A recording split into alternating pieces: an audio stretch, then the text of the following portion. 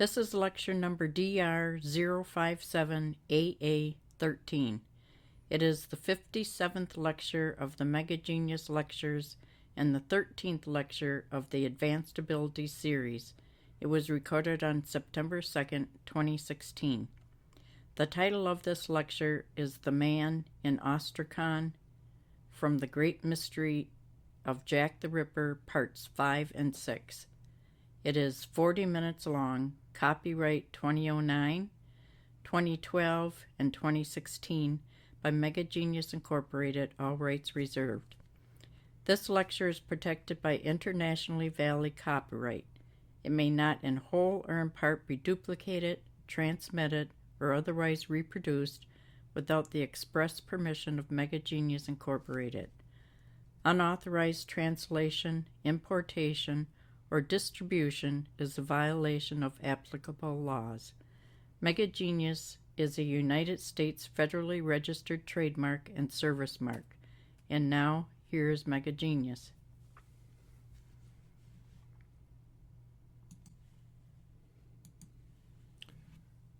The identity of Jack the Ripper is history's most famous murder mystery. It even confounded Sherlock Holmes, the most renowned sleuth of all time. Sir Arthur Conan Doyle, the creator of the fictional Sherlock Holmes, published 4 novels and 56 short stories recounting the adventures of the master detective from 1887, 1 year before Jack the Ripper's reign of terror, to 40 years thereafter. The author, Sir Arthur Conan Doyle, his fictional character Sherlock Holmes, and the actual serial killer Jack the Ripper all walked the streets of London at the same time. Yet not once in 4 decades of crime writing did Sir Arthur Conan Doyle dare to apply the extraordinary talents of Sherlock Holmes to identify the world's most infamous criminal. Sherlock Holmes was no match for Jack the Ripper. Even now, in 2009, the mystery continues to perplex the greatest investigative minds, just as it has stumped Scotland Yard for more than 120 years. Nevertheless, we are going to solve it today. In the absence of highly intelligent analysis, it would never be discovered and proven because the murderer has become eclipsed by the enigma. The who has lost relevance as the mystery itself has overshadowed everything. Moreover, the mystery has strengthened through the decades. For example, when Jack the Ripper slew his first victim on the 7th of August, 1888, he was merely an unknown murderer, whom the residents of Whitechapel hoped would soon be caught. That evening they all knew something about him, which was that they did not know what he looked like. Today, though, that knowledge of not knowingness has been lost. Most people now mistakenly know that he wore a top hat, a cape, and carried a Gladstone bag, even though there is not an iota of evidence to support those conclusions. You may be astonished to learn that there is no wax figure of Jack the Ripper in the Chamber of Horrors at London's famous Madame Tussauds. You might expect it to be the centerpiece, yet it is nowhere to be found. Why? Because factually the public does not know what Jack the Ripper looked like. It only thinks that it knows. Accordingly, Madame Tussauds displays Jack the Ripper only as a shadow. Now, do you see what has happened? The public's perception of what Jack the Ripper looked like is less accurate today than 5 generations ago. Then the public did not know. Now it mistakenly thinks that he wore a top hat, cape, and carried a Gladstone bag. It is perceiving less accurately. Less perceptive than a blind person is a delusional blind person who imagines that he can see. Countless other aspects of the case have also been misperceived and therefore misconstrued through the years, resulting in an even more deeply dark-drenched mystery. Armchair investigators continually allege that some new suspect is the real serial killer. However, their research is inadequate.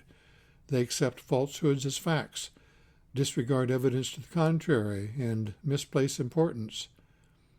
They confine their attention, fail to examine thoroughly, and assume carelessly. They bend facts to fit their theories, rather than follow facts to logical conclusions. As a result, such authors' ultimate solutions are flawed, but of great importance to them, their published works are profitable. Because they value financial gain above ethics, they nurture the conundrum of Jack the Ripper as they more deeply obfuscate his identity. That is why we know volumes about the mystery and scarcely anything about the Ripper himself. His victims have deserved better. Currently, there are more than 200 suspects and theories.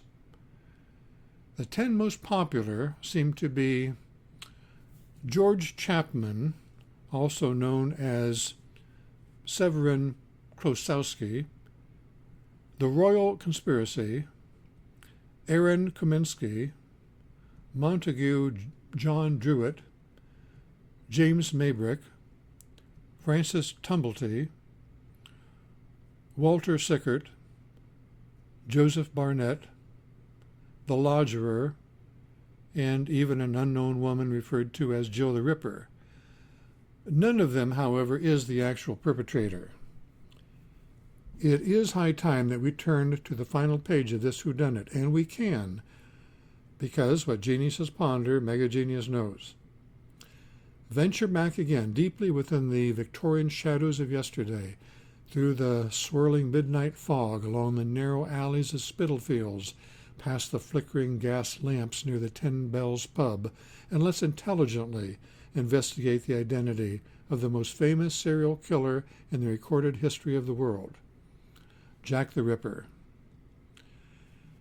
Using criminal investigative analysis techniques developed by the United States Federal Bureau of Investigation and other sources, we can create a theoretical fundamental profile of the madman, since serial killers share basic characteristics.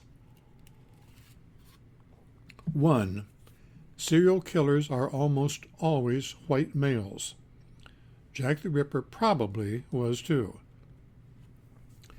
Number 2. Serial killers rarely commit their atrocities as teenagers or after the age of 36.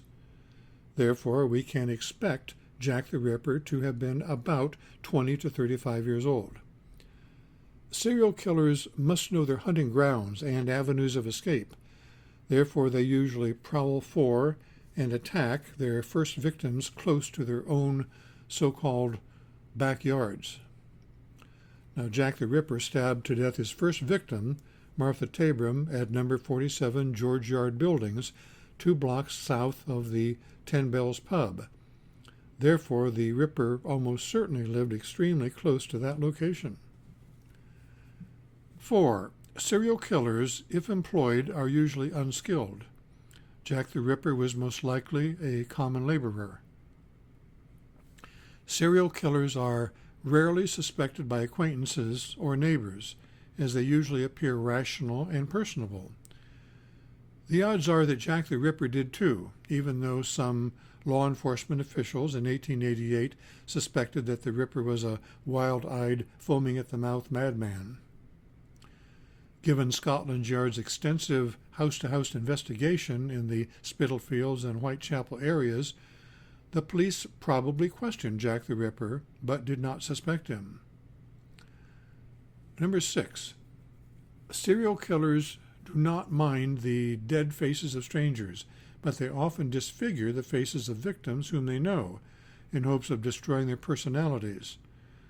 Because Jack the Ripper cut up the face of his 5th victim, Catherine Eddowes, he probably knew her. Moreover, he totally obliterated the attractive face of his 6th victim, 22-year-old Mary Jane Kelly. He must have known her well. Given Jack the Ripper's modus operandi, we can establish several more probabilities. 7. Because Jack the Ripper murdered his victims near weekends and on holidays, he was probably employed. 8. Jack the Ripper attacked all his victims within a circle with a 1/2 mile or 805-meter radius. Now, it is almost a certainty that he lived near the center of that circle. Jack the Ripper butchered his fifth victim, Catherine Eddowes, in Mitre Square at about 1:45 a.m. Then he escaped in a northeasterly direction with her kidney and a portion of her apron on which to wipe his hands. Minutes later, he dropped the blood-stained piece of apron into a doorway on Goulston Street. At that hour, and under those circumstances, he was probably fleeing toward his home, the safest spot in his comfort zone, which most likely was a short distance past Goulston Street in the same northeasterly direction. Number 10. Jack the Ripper's third victim was Annie Chapman. Early on the morning of the 8th of September, 1888, just moments before Annie was slaughtered, Mrs. Elizabeth Long saw her on the sidewalk talking with a man who almost certainly was Jack the Ripper. And she heard him ask Annie, "Will you?" And Annie replied in the affirmative. The Ripper's back was toward Mrs. Long as she passed him. Later, she testified that he was about 5 feet 7 inches tall, dark complexioned, and respectably dressed in a brown deerstalker hat and what she thought was a dark-colored coat. About 3 weeks later, in the early morning hours of the 30th of September, moments before the Ripper slashed Elizabeth Stride's throat, patrolling constable William Smith saw her talking with a man whom he testified was about 28 years old, about 5 feet 7 inches tall, dark complexioned, and respectively dressed in a dark-colored deerstalker hat and black coat. Déjà vu. Now, those recollections and others from a couple of less reliable witnesses do not give us much trustworthy evidence as to what Jack the Ripper looked like, especially since he may have worn other styles of clothing on other occasions. Given those testimonies, though, and his techniques of strangulation and throat slashing and anthropometry, which is the study of body measurements, we can expect him to have been about 28 years old, 5 feet 6 or 7 inches tall, and stout or muscular. We cannot intelligently assume any of those suppositions to be a certainty. Rather, each is a probability, which we can use to minimize the probable guilt of many suspects and zero in on those who were more likely to have been the serial killer. By themselves, our suppositions cannot prove anyone to have been the murderer. Nevertheless, when identified through an intelligent and logical analysis of the evidence, the real Jack the Ripper should match at least half of them. In the meantime, let's call those 10 suppositions our points of verification and set them aside for now. Mary Jane Kelly, the Ripper's sixth victim, was butchered in the early morning hours of Friday, the 9th of November, 1888, a holiday. It was the annual Lord Mayor's Day celebration, one of the longest established and best known annual events in London. For the next 3 days, the brutality of the crime was headlines in the newspapers and on everyone's lips. The inquest was held 3 days later, on Monday, the 12th of November. Mrs. Sarah Lewis testified that at about 2:30 a.m., on the morning that Mary Jane Kelly was murdered, she had seen a man, quote, "not tall but stout," unquote, standing alone in Dorset Street, opposite the small court in which Mary Jane Kelly lived. She said that he was looking up the court. At 6:00 p.m.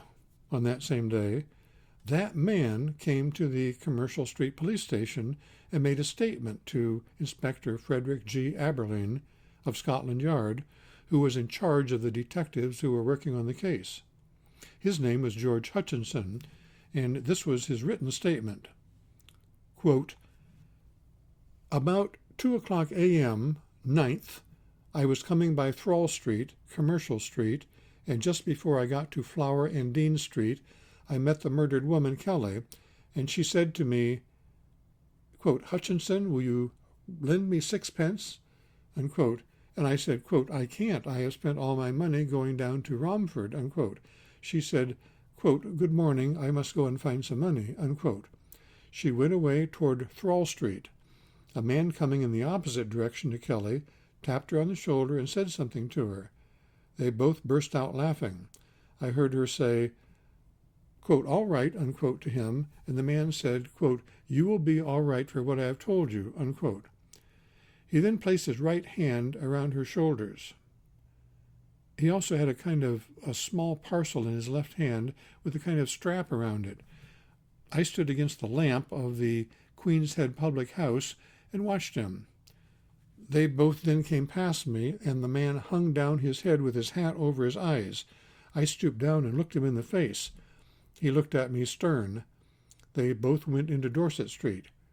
I followed them. They both stood at the corner of the court for about 3 minutes.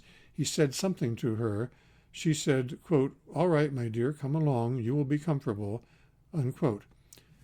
Then he placed his arm on her shoulder and gave her a kiss.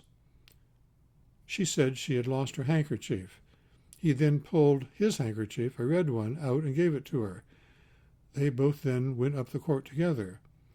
I then went to the court to see if I could see them, but could not. I stood there for about 3/4 of an hour to see if they came out.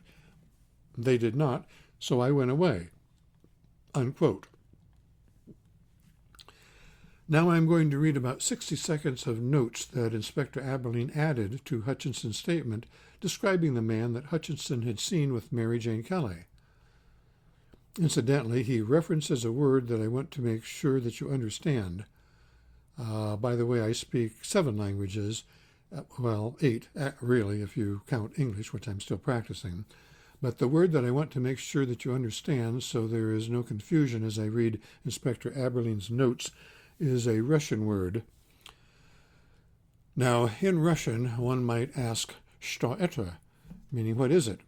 And the answer would be, "Это Astrakhan," meaning, it is Astrakhan, a word that in the context that follows means the curly, wavy wool of young lambs from Astrakhan, a major city in southern European Russia. Inspector Aberline refers to a coat trimmed in Astrakhan. Now, as I read the notes that Inspector Aberline added to Hutchinson's statement, please notice the words that I emphasize.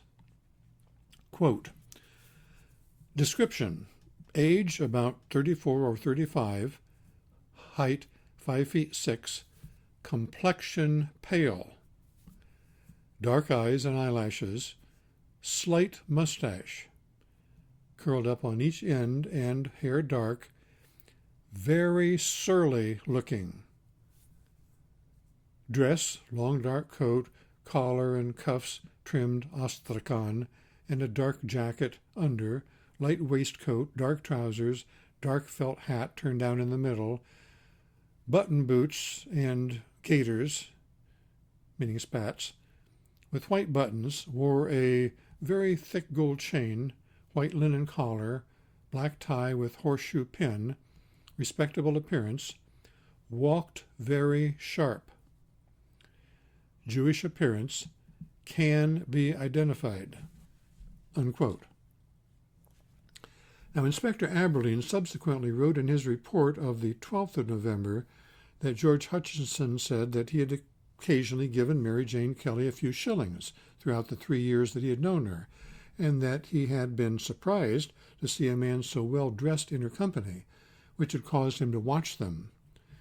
Inspector Aberline added that he had interrogated Mr. Hutchinson and was of the opinion that his statement was true. He circulated Hutchinson's description of the man to all police stations. Who was that man wearing a coat trimmed in Astrakhan? Inspector Aberline added in his report that George Hutchinson could recognize the man that he had seen with Mary Jane Kelly, and therefore 2 officers were going to spend a few hours that evening accompanying Mr. Hutchinson around the district in hopes of spotting the man. They did search for the man that evening, but did not see him. By the next day, Tuesday, Mr. Hutchinson had told his story to the press. In that version, he added that he had actually ventured from Dorset Street into Miller's Court, but saw no light in Mary Jane Kelly's rented room and heard nothing. He said that when he left Miller's Court, he heard the clock on Christ Church, Spitalfields, chime 3 o'clock a.m. Mr. Hutchinson's press statement contained additional information about the man whom he said that he had seen with Mary Jane Kelly. That account included the following. Again, notice the parts that I'm emphasizing. Quote, the man was about 5 feet 6 inches in height and 34 or 35 years of age, with dark complexion and dark mustache turned up at the ends. He was wearing a long dark coat trimmed with Astrakhan, a white collar with black necktie in which was affixed a horseshoe pin. He wore a pair of dark spats with light buttons over the button boots and displayed from his waistcoat a massive gold chain. His watch chain had a big seal with a red stone hanging from it. He had a heavy mustache curled up and dark eyes and bushy eyebrows. He had no side whiskers, and his chin was clean-shaven. He looked like a foreigner. The man I saw did not look as though he would attack another one. He carried a small parcel in his hand, about 8 inches long, and it had a strap round it. He had it tightly grasped in his left hand. It looked as though it was covered with a dark American cloth, by which he meant oilcloth. He carried in his right hand, which he laid upon the woman's shoulder, a pair of brown kid gloves. One thing I noticed, and that was that he walked very softly. I believe that he lives in the neighborhood, and I fancied that I saw him in Petticoat Lane on Sunday morning, but I was not certain." Unquote. Who was that man in Astrakhan? Now, I promised you 4 years ago, in 2005, that shortly after 2008, I would solve the world's most famous murder mystery. Tonight, on Halloween, the 31st of October, 2009, I will reveal the identity of Jack the Ripper to you now. I performed magic professionally on stage and television for 45 years. In November 2000, I revealed all the basic secrets of modern magic in the Genius Formula series of the Mega Genius Lectures, in which I said that the basic difference between a magician and a criminal is ethics. One fools you with a smile, and the other with a smirk.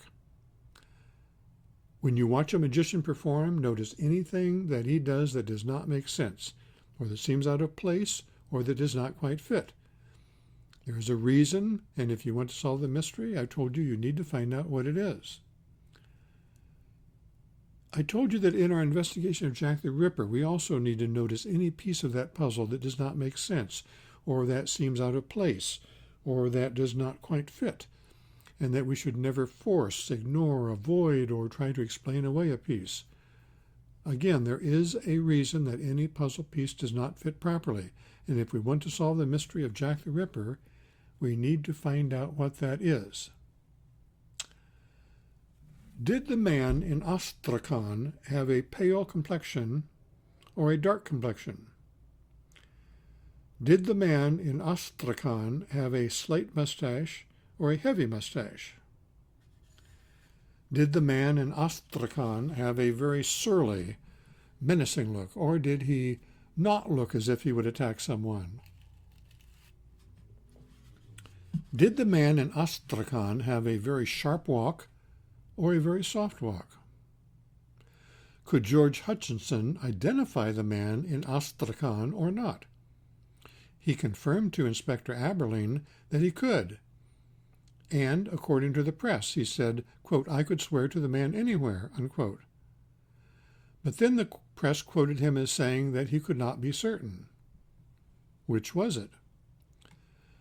Those contradictions constitute important puzzle pieces that do not fit. Many students of the mystery consider them to be minor discrepancies. And again, those people make magicians' hearts beat fast, for they are easily fooled. Those contradictions are glaring pyrotechnics. They're warning us that instead of chasing the man in Astrakhan, whom George Hutchinson claims to have seen, we should be examining George Hutchinson himself. 9 significant puzzle pieces do not fit in George Hutchinson's story.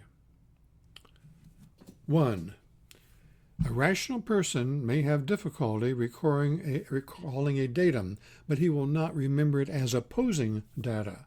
For example, he will not remember a dog as having been all black and later as all white, or a fruit as having tasted disgusting and later wonderful. So why, within 24 hours, did George Hutchinson diametrically contradict himself 5 times as he described the man in Astrakhan? That calls for investigation. Number 2, according to his own police statement, George Hutchinson saw the man in Astrakhan closely for only a few seconds in the dead of night by an overhead flickering gas lamp above Commercial Street. Yet he recalled more than 4 dozen details about the man, including such minutiae as the type of fabric that covered a small parcel that barely extended beyond the man's tightly gripped left hand, and the shape of his tie pin. At 2:00 a.m. on Friday, the 9th of November, 1888, in Spitalfields, there was a solid cloud cover, and the moon had set 5 hours and 29 minutes before at 8:31 p.m. There was no visible moonlight. How, then, could George Hutchinson remember such details about the man as the color of his eyelashes, when Hutchinson testified that the man had his hat pulled down over his eyes? That calls for investigation. Number 3. On Charles Booth's descriptive map of London poverty, Dorset Street was marked in black, denoting that it was full of poverty, thieves, viciousness, disease, and other dangers. Even police would not venture onto the street except in pairs. Booth's police guide called Dorset Street, which was just 1 block from the 10 Bells, the worst street in London. Now, respectably decked out from head to toe, wearing even an Astrakhan-trimmed coat and spats, the overdressed man whom Hutchinson claimed to have seen would have looked like a person of high-class pretense, communicating an air of superiority. More importantly, he would have looked like an easy mark. Why would a respectably dressed person enter that notorious area of Spitalfields, even venturing down Dorset Street, the most hazardous street in all of London, which the Daily Telegraph called, quote, dangerous even in daylight, unquote, on a dark and moonless night, ostentatiously sporting a massive gold chain and other jewelry? That calls for investigation. Number 4. George Hutchinson told Inspector Aberline that he followed Mary Jane Kelly and the man in Astrakhan to Miller's Court because he was surprised by the man's well-dressed appearance. Then, at 2:00 a.m., in the near-freezing November darkness, during a continual drizzle that was nearly sleet, he said that he waited 45 minutes more just to glimpse the man again. Now, that is illogical. Why was he really at Miller's Court at 2 a.m.? That calls for investigation. According to George Hutchinson's statement, now this is number 5, according to his statement to Scotland Yard, he saw Mary Jane Kelly with the man in Astrakhan moments before she was murdered. Well, if so, then when George Hutchinson thought that he might have seen the man in Astrakhan again in Petticoat Lane on Sunday morning, just 2 days after the murder, why didn't he follow the man and summon a police officer? That calls for investigation. Number 6. George Hutchinson told Inspector Aberline on Monday, the 12th of November, that he could identify the man in Astrakhan. Well, why did he contradictorily tell the press the next day, on Tuesday, that he believed that he might have seen the man in Petticoat Lane on Sunday, but could not be certain, and subsequently tell the press, quote, "I could swear to the man anywhere," unquote. That calls for investigation. This is number 7, according to George Hutchinson's press statement, he said that the man in Astrakhan and Mary Jane Kelly passed him at the corner of Commercial Avenue and Fashion Street, 1 block south of the 10 Bells, and then crossed Commercial and walked down Dorset Street to the entrance of Miller's Court. Hutchinson said that he then followed them as far as the intersection of Commercial and Dorset, where he listened for 3 minutes as they stood kissing and discussing things, including Mary's lost handkerchief and a red one that the man in Astrakhan gave her at the entrance to Miller's Court. Well, from the entrance of, let's put it this way, from the corner of Commercial Avenue and Dorset Street, how did George Hutchinson overhear a couple's intimate nighttime conversation at the entrance to Miller's Court and see that a handkerchief that Hutchinson gave Mary Jane Kelly was red on a dark, moonless night at a distance that I have personally measured to be nearly 150 feet, or 46 meters? That calls for investigation. Number 8. Mary Jane Kelly was murdered early Friday morning, the 9th of November. By midday, the atrocity was the talk of London, and within hours was newspaper copy worldwide. Why, then, did George Hutchinson withhold his crucial eyewitness testimony from the police for 3 entire days, and even then continue to withhold it until 6 p.m. Monday, the 12th of November, after the inquest into the murder had closed? That calls for investigation. Number 9. Inspector Aberline, who believed Hutchinson, wanted desperately to catch the man in Astrakhan. To do that, it was imperative that Hutchinson's description of the man, which was circulated to all police stations, remain confidential, as the police did not want the man in Astrakhan to learn that they were looking for him and then disguise himself or flee. So why did Hutchinson, after he had described the man in Astrakhan to Inspector Aberline, describe that man in extreme detail to the press the very next day, which immediately published it, thereby ruining any chance for the police to find the man in Astrakhan? That calls for investigation. Now let's recap those first 7 puzzle pieces. 1. George Hutchinson's contradictory descriptions of the man in Astrakhan. Number 2. His unrealistic recollection of numerous details in minimal lighting. Number 3. The risk assumed by the wealthy-appearing man dressed in Astrakhan. 4. Hutchinson's illogical explanation for being in Miller's Court. 5. His failure to follow the man in Astrakhan on Sunday. 6. His conflicting statements about his ability to identify the man in Astrakhan. And 7. His extraordinary abilities of sight and sound. Each of those puzzle pieces is based upon an assumption that the man in Astrakhan existed.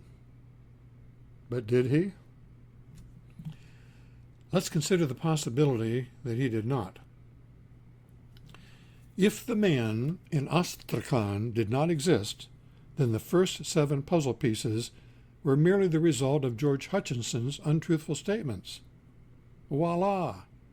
Suddenly, 7 illogical and puzzling pieces just fell magically into place. The 8th puzzle piece is, why did Hutchinson withhold his testimony from the police for 3 days, and even then continued to withhold it until the inquest had closed? This piece fits if he slaughtered Mary Jane Kelly and then had no intention of contacting the police. That is, until he read in the newspaper about Mrs. Sarah Lewis's testimony at the inquest. She had sworn that at about the time of Mary Jane Kelly's death, in the early morning hours of the 9th of November, she had seen a man, quote, not tall but stout, unquote, standing alone in Dorset Street, directly across the street from the entrance to Miller's Court, where Mary Jane Kelly lived. She said that he was looking up the she said that he was looking up the court. Well, Scotland Yard immediately began searching for that man, who it later turned out was George Hutchinson. Now, did he expect that Mrs. Lewis could identify him if she saw him again? If so, he could not have assumed the risk of appearing at the inquest, where Mrs. Lewis might have excitedly exclaimed, quote, "That's him! That's the man that I saw at the murder scene!" unquote.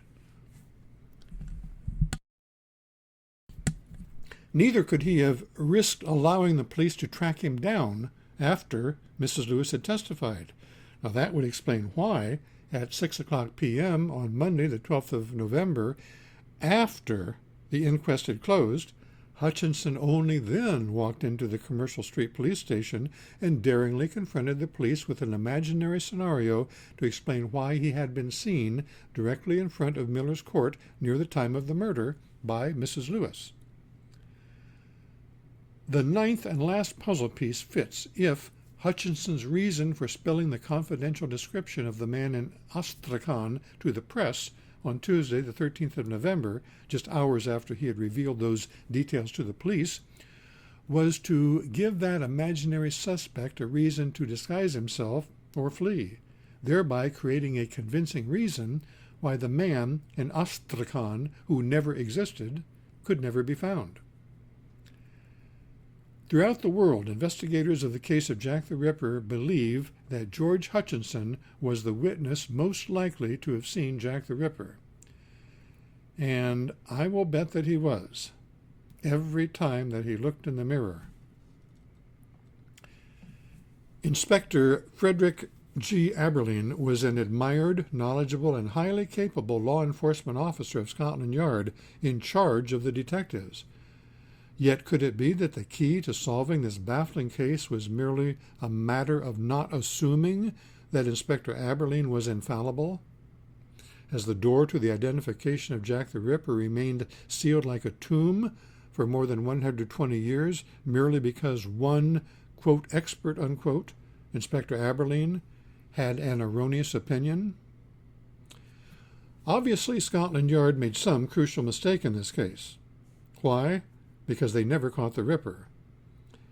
The evidence suggests that the mistake occurred at 6 p.m. on Monday, the 12th of November, 1888, when the esteemed inspector, Frederick G. Aberline of Scotland Yard, met with and was fooled by the best of the worst, Jack the Ripper. Now all the puzzle pieces fit precisely, without forcing, ignoring, avoiding, or trying to explain away a single one of them. So let's double-check. Let's review our 10 points of verification. Extremely few possible suspects match half of them. If George Hutchinson has blood on his hands, he should. Number 1. Fact.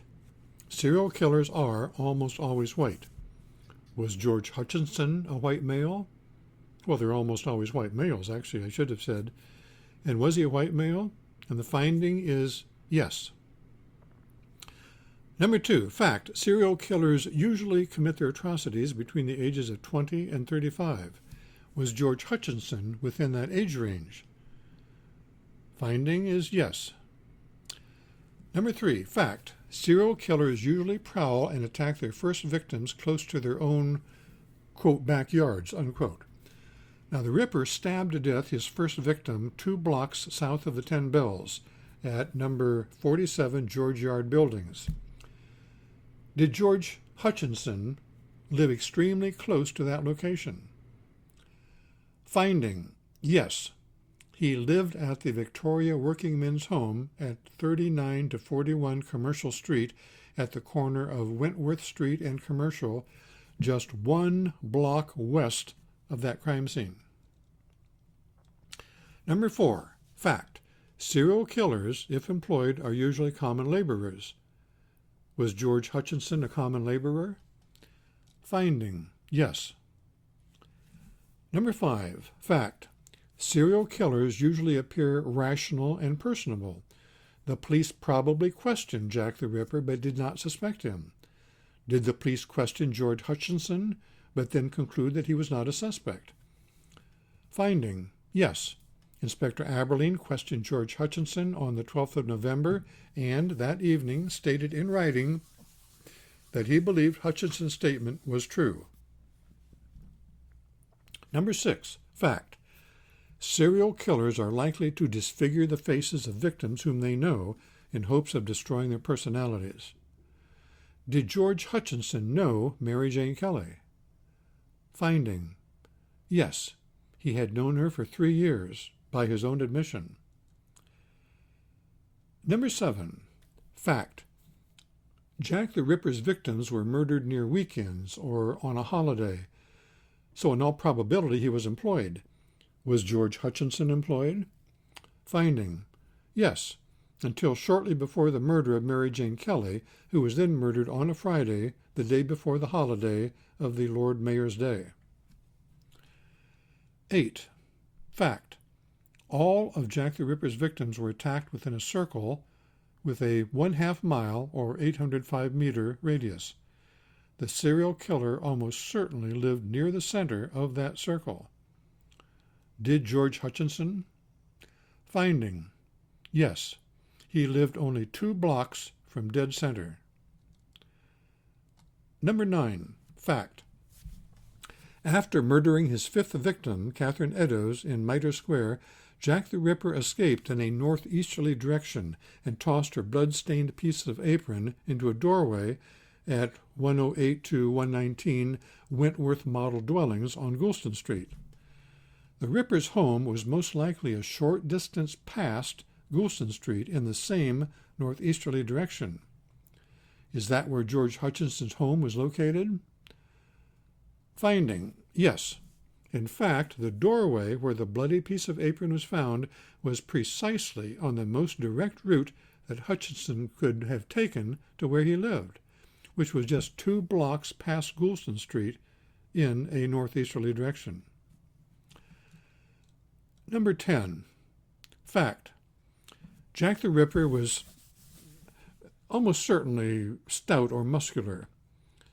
Mrs. Elizabeth Long and Constable William Smith, both of whom apparently saw the Ripper, testified that he was about 5 feet 7 inches tall. Constable Smith also testified that the Ripper's age was about 28. Do those physical characteristics align with those of George Hutchinson? Finding: yes. Mrs. Sarah Lewis testified that the man that she had seen at Miller's Court, later determined to have been George Hutchinson, was, quote, not tall, but stout, unquote. The press reported that George Hutchinson's age was 28, the exact age that the witness, Constable Smith, had estimated after having seen the Ripper. After we fit all the puzzle pieces together precisely, all 10 verification points also match perfectly, a series of characteristics that could all apply only to a minuscule percentage of the population and to no other suspect in this case. Still, the noose tightens. On the 10th of November, 1888, Dr. Thomas Bond, who had 21 years of experience as a police surgeon, wrote to the Secretary of State in reference to Mary Jane Kelly, quote, so 1 or 2 o'clock in the morning would be the probable time of the murder, unquote. Now, we can place George Hutchinson within a couple of blocks of Mary Jane Kelly's door at 2 o'clock a.m., within 1/2 block of it a few minutes later, and within 50 feet or 15 meters of it momentarily after that, by his own statement to the police. Dr. George Bagster Phillips, who had 23 years of experience as a police surgeon, had once said that it would have taken himself at least 15 minutes to have performed all the injuries suffered by victim number 3, Annie Chapman. Accordingly, it must have taken nearly an hour for Jack the Ripper to have meticulously butchered Mary Jane Kelly as extensively as he did, thoroughly dissecting her body. Consequently, the Ripper would have left Miller's Court around 3 a.m. So did George Hutchinson. who told the press that when he left Miller's Court, he heard the clock on Christ Church in Spitalfields chime 3 a.m. George Hutchinson's own words and deeds helped to convict him. According to his own testimony, his actions in the early morning hours of the 9th of November, 1888, at the time of Mary Jane Kelly's brutal murder, were bizarre, and so were his explanations to Scotland Yard and the press. His activities for several days following the crime were notably counterproductive to the efforts of Scotland Yard. The noose jerks tight. Not only was George Hutchinson at Miller's Court, the scene of the crime, from 2 a.m. to 3 a.m., during the time of the crime, by his own testimony to Scotland Yard, but we can place him even closer to the victim. He actually entered Miller's Court, supposedly to see if Mary Jane Kelly had any lights on in her room, and approached the victim's door during the police surgeon's estimated time of the crime, according to his own admission to the press. His own testimony to Scotland Yard and allegations to the press were a tangle of contradictions and irrational actions. He was within a few feet of the last victim when the murder was committed. He had all the characteristics of a serial killer. Seldom is evidence more damning than that. Once Jack the Ripper had fooled Scotland Yard's famed Inspector Aberline, who was in charge of the detectives, and he had nothing left to prove. Consequently, after the slaughter of Mary Jane Kelly, the police soon realized that the Ripper had vanished from the Whitechapel area like an apparition in the night. So had George Hutchinson. According to the 1891 census in Whitechapel, he was nowhere to be found. The chase does not end here for everyone. A few crime historians and authors will still argue that Jack the Ripper was someone else because they have committed themselves to other suspects and will want to protect their reputations or because they seek to profit. Let them chase the almighty dollar or pound sterling. And since nothing is as sad as a great mystery solved, a few theorists whose hobby is searching for Jack the Ripper will pursue their hobby, just to try to keep the mystery from dying. Let them chase more shadows in the night. The word proof, intelligently defined, is that which is sufficient to convince.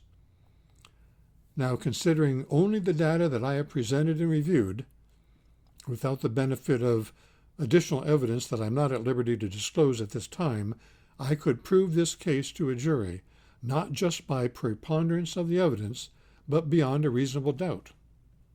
Without a press release or other fanfare, and almost as silently as the serial killer stalked the East End of London, we have intelligently ventured through the darkness of more than 120 years, swept away sheets of cobwebs, and shone a spotlight brightly on the world's most famous and confounding murder mystery. I know who Jack the Ripper was, and you now know too. On this Halloween, the 31st of October 2009, a night that is traditionally dedicated to the spirits of the dead, may the tortured souls whom we knew as Martha Tabram, Marianne Nichols, Annie Chapman, Elizabeth Stride, Catherine Eddowes, and Mary Jane Kelly finally rest in peace.